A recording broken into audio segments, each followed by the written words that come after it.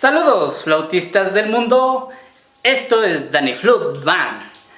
Quédate porque hoy es día de nuevo video. ¿Qué pasó mi Dani? Nada más te nos desapareces. Aquí primero sí publicando tus videitos bien educados y todos, pero ahorita te nos vas, te nos desapareces. Uno nada más nos dejas picados.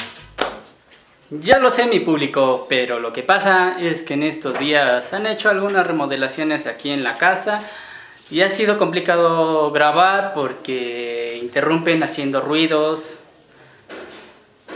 y a veces es un poco complicado el tener silencio porque si no es la casa, son los vecinos, es el perro. Y a veces eso es lo complicado de poder grabar. Bueno amigos, a partir de este video voy a clasificar la música mexicana en tres corrientes, que va a ser la música popular, la música de concierto o académica y la música tradicional.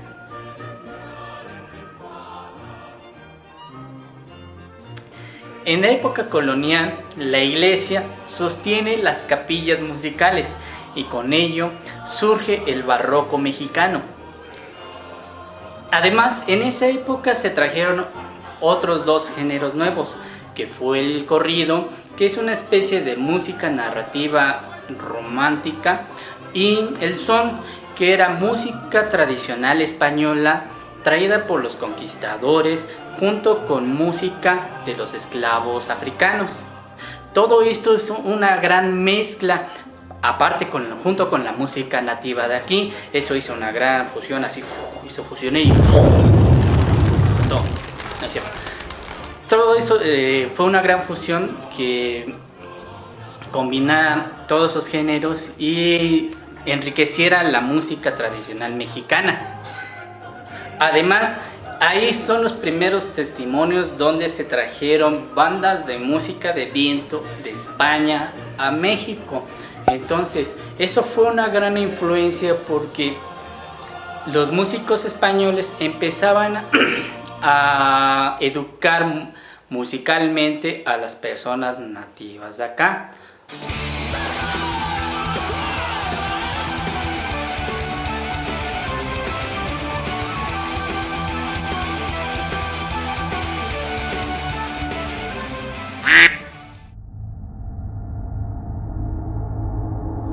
Después de la época colonial, llega la independencia el 15 de septiembre de 1810, donde los géneros musicales vuelven a evolucionar.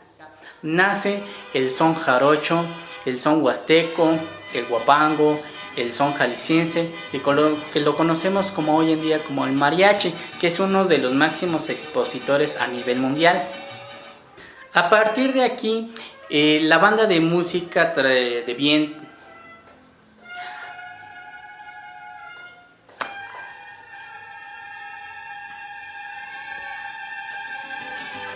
en esta época las bandas de música seguían teniendo influencia militar, entonces más aparte también tuvieron otra influencia que fue la iglesia. Después de la independencia hubo dos corrientes ideológicas. Los conservadores buscaban un México libre, pero seguían creyendo en el poder monárquico y el poder de la iglesia. Más aparte, apoyaban el consumo nacional y seguían teniendo una gran influencia europea. Los liberales igualmente creían en un México libre, pero no creían en el poder monárquico ni en el poder eclesiástico. Ellos querían dividir los poderes en ejecutivo, legislativo y judicial. Igualmente ellos tenían una influencia estadounidense y creían además en el comercio y en la inversión nacional e internacional.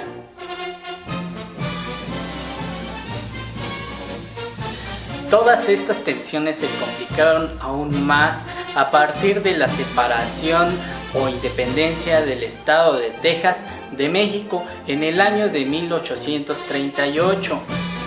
En ese entonces México todavía no era un país totalmente ordenado ni coordinado. Entonces los Estados Unidos aprovecharon para invadir a México en el año de 1847 y se inició la Guerra de Intervenciones, donde desgraciadamente los Estados Unidos se llevaron más de la mitad del país mexicano, y el 2 de febrero de 1848 se firmó el Tratado de Guadalupe Hidalgo por el presidente Antonio López de Santana. Esta guerra tuvo como consecuencia que tuviéramos influencia en los estados del norte del país. Pero los conflictos no acabaron ahí, ya que entre los años de 1855 a 1857, en la presidencia de Ignacio Comonfort, los conservadores luchaban o peleaban porque el poder eclesiástico siguiera en el gobierno.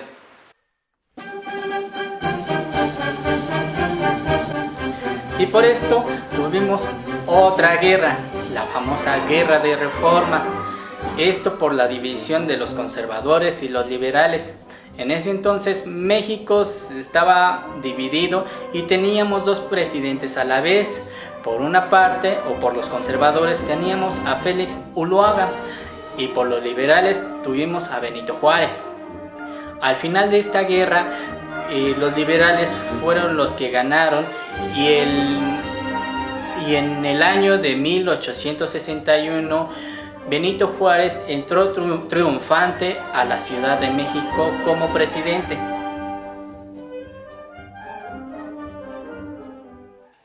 En el año de 1862 tuvimos la visita de tres nacionalidades, que fue Francia, España e Inglaterra. Ya que les debíamos una lanita, pues vinieron para cobrarnos. Entonces Benito Juárez les dijo: aguántenme un tantito, les voy a pagar, pero espérenme tantito, nada más junto una lanita y se las doy.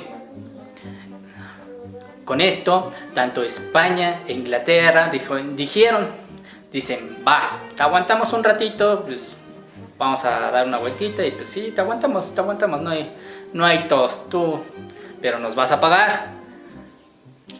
Bueno, eso espero. Entonces, no conforme, Francia dijo: no, tú págame, yo necesito ese dinero y no sé cómo le vas a hacer, pero me vas a pagar. Entonces México dijo: es que no te puedo pagar ahorita, espérate tantito, si te voy a pagar, pero espérame. Francia, no conforme, decidió invadir México, pero perdió en la batalla de Puebla el 5 de mayo de 1862. Aún no conforme, decidió al año siguiente volver con mayor tropa, mayor capacitación, mayor artillería para volver a invadir a México. Y por desgracia lo hicieron. Y además que trajeron al que sería nuestro segundo emperador, que fue Maximiliano de Habsburgo. Toda esta monarquía era apoyada aún por los pocos conservadores que aún quedaban. Entonces eso hizo crear otra guerra. Puras guerras, ¿no?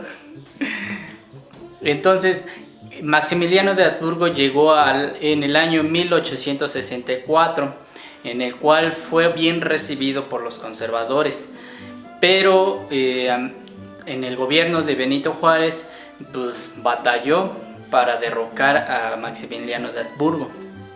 En ese entonces hay testimonios que en la época o en el imperio de Maximiliano de Habsburgo trajo bandas de música austriacas.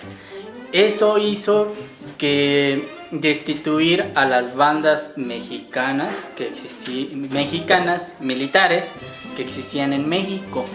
Entonces eso fue otra influencia más que tuvimos en la identidad mexicana, que las bandas de músicas militares fueran de origen austriaco.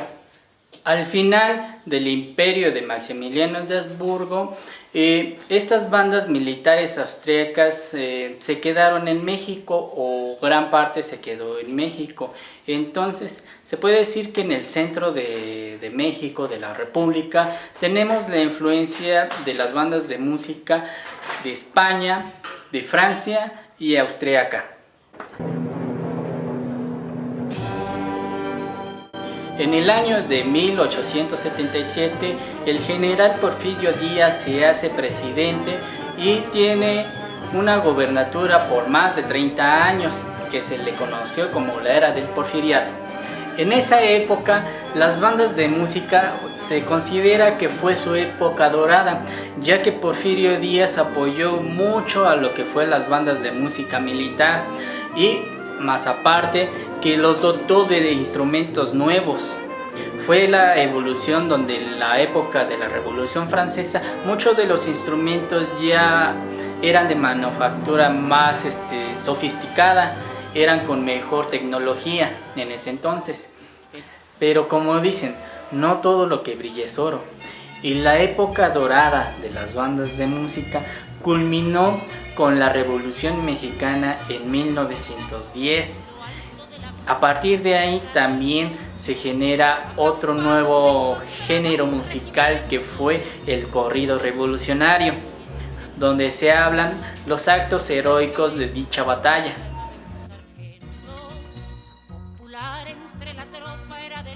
Y si crees que esta fue la última guerra, pues déjame decirte que no. Todavía nos queda un conflicto más, que fue la rebelión cristera. Esto duró desde el año 1926 a 1929. Este fue un conflicto entre la gente católica y el gobierno, ya que unos apoyaban totalmente ciertas leyes católicas y el gobierno no. Entonces ese fue un conflicto que duró esos años.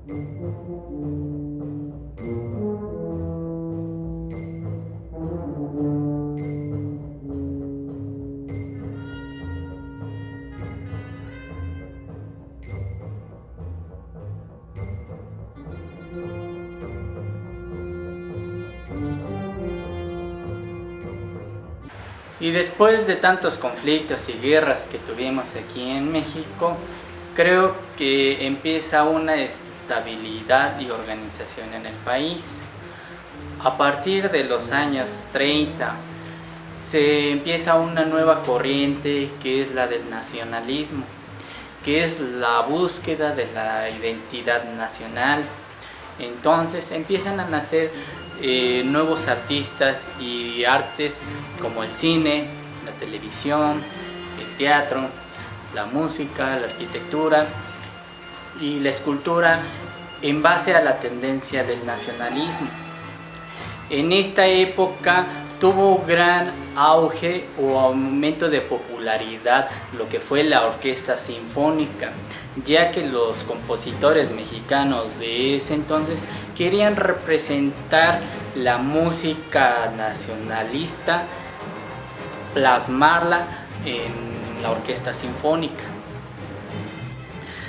Otro factor que hizo rezagar aún más a las bandas de música de viento aquí en México fue el cine y la televisión, ya que estas empezaron a buscar a las orquestas sinfónicas y a los mariachis, ya que en la primera se creaban los fondos musicales para las películas, y la segunda se trataba de filmar a estas agrupaciones para darle la identidad de nacionalismo mexicano, y más aparte les empezaron a agregar actores en los cuales podían cantar, y estos empezaban a cantar sus corridos revolucionarios o temas revolucionarios. Este es el corrido de Chabela Vargas, que trae a los hombres de las meras barbas. No hay otra como ella, más brava y templada, por eso a la gente trae alborotada. Ay, ya ves. A partir de los años 60 y 70 empiezan a llegar otros géneros musicales, como fueron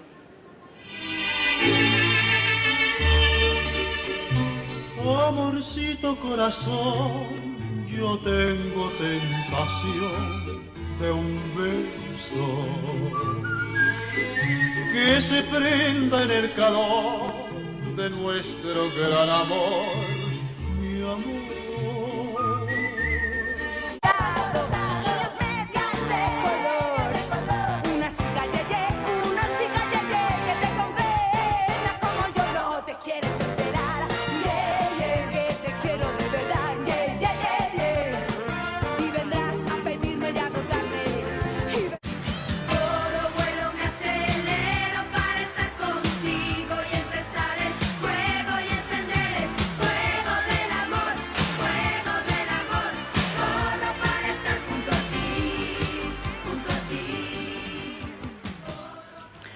Para ese entonces todavía existían bandas de música militares, pero aparte también existían bandas de música delegacionales o regionales en toda la República Mexicana.